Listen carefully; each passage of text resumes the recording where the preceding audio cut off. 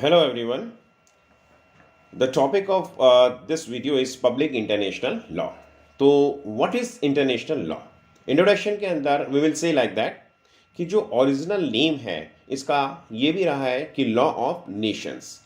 तो famous jurist हुए थे जेरेमी बेंथम, जिन्होंने ये वर्ड कॉइन किया था इंटरनेशनल लॉ, यानी कि उन्होंने सबसे पहले इस वर्ड को यूज में लिया था इंटरनेशनल लॉ को 1780 के अंदर। तो उनके अकॉर्डिंग जो है कि इंटरनेशनल लॉ है क्या चीज़, इसकी ज़रूरत क्यों है।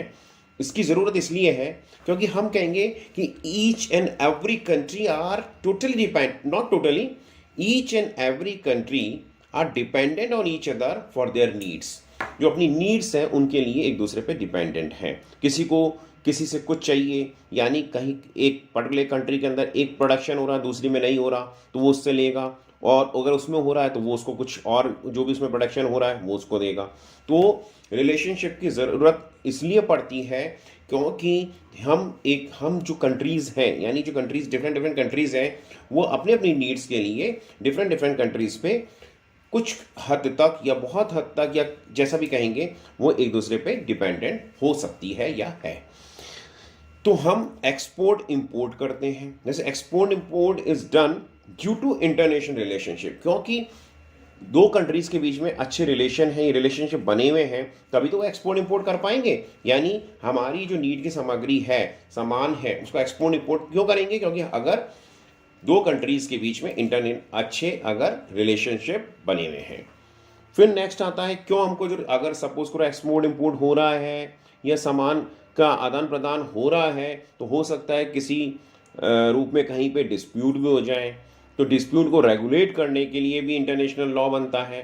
तो dispute among the countries can be regulated by the body which is international law. अब क्या है कि जो फर्स्ट सबसे पहले जेरेमी बेंथम ने तो इस वर्ड को कॉइन किया था, लेकिन फादर ऑफ इंटरनेशनल लॉ कौन है? वो है ह्यूगो ग्रोटियस। तो नेक्स्ट पॉइंट आता है कि जैसा मैं आपको बता रहा था कि पीस को मेंटेन करने के लिए कंट्रीज के बीच में इंटरनेशनल लॉ की जरूरत पड़ी। तो इंट्रोडक्शन पार्ट हमने ओवर किया। अब आता है कि इसको हम सेकंड पार्ट कहेंगे कि मीनिंग क्या है इसका। तो मीनिंग है, मतलब अपन समझ सकते हैं ऐसे कि which regulates the relationships among the various nations of the world. अब नेक्स्ट पॉइंट आता है कि how can we define it. तो डेफिनेशन क्या होगी? तो according to Oppenheim, law of nations और international law is the name of the body of customary and treaty rules which considered legally binding by civilized states in their intercourse with each other। तो इसके जो parts कैसे हो गए, इस तरह से डेफिनेशन के पार्ट्स की बॉडी हो गई, customary and the treaty rules हो गए, बाइंडिंग बाय स्टेट्स हो गया और इंटरकोर्स हो गया। तो क्रिटिक्स जो हुए उन्होंने कहा कि भाई ये तो सही है, आपने बता दिया, डेफिनेशन बता दिया, लेकिन इसमें एक वर्ड है सिविलाइज स्टेट्स, उसको हम ना समझ नहीं पा रहे, तो उसके बारे में काफ़ी आलोचना हुई। तो इसके कारण से क्रिटिसिज्म जो हुआ इतना, तो 8th एडिशन 1955 में ओपनहेम ने जो एक वर्ड जो सिविलाइज्ड था उसको डिलीट कर दिया और उस नई डेफिनेशन मॉडिफाई करके दे दी।